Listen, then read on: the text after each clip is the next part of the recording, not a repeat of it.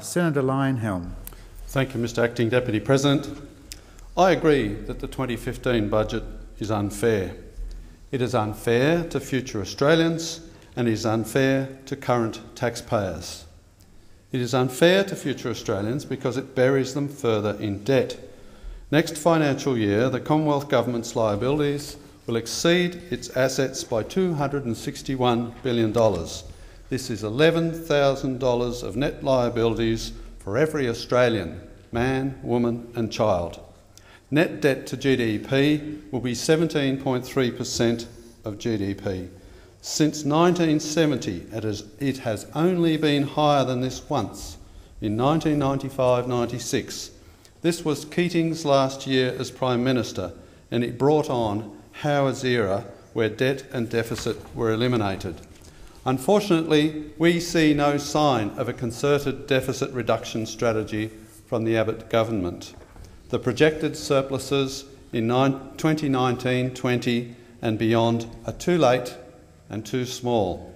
Too late because we have 4 more years of getting deeper into debt.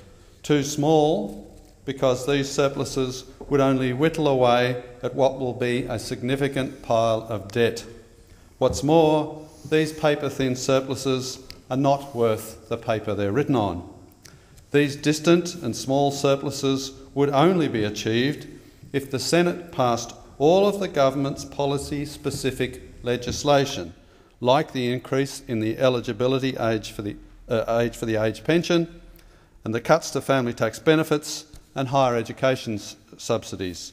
The government has rejected my call for a surplus to be achieved immediately by putting spending cuts in the annual appropriations bills.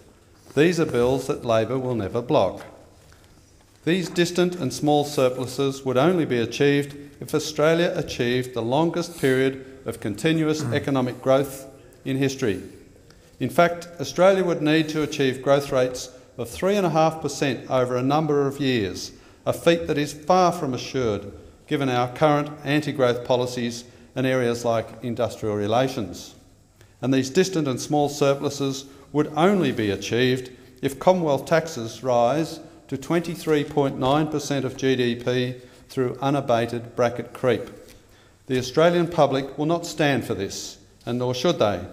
Our top marginal personal income tax rates are already among the world's highest, and bracket creep will put more and more of the middle class into these brackets. 23.9% of GDP represents an extraordinarily high Commonwealth tax burden.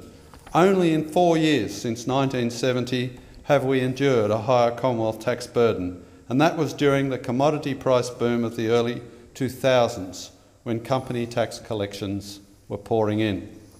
Running deficits now means we are living the high life at the expense of current taxpayers and future generations. It is unfair in the extreme.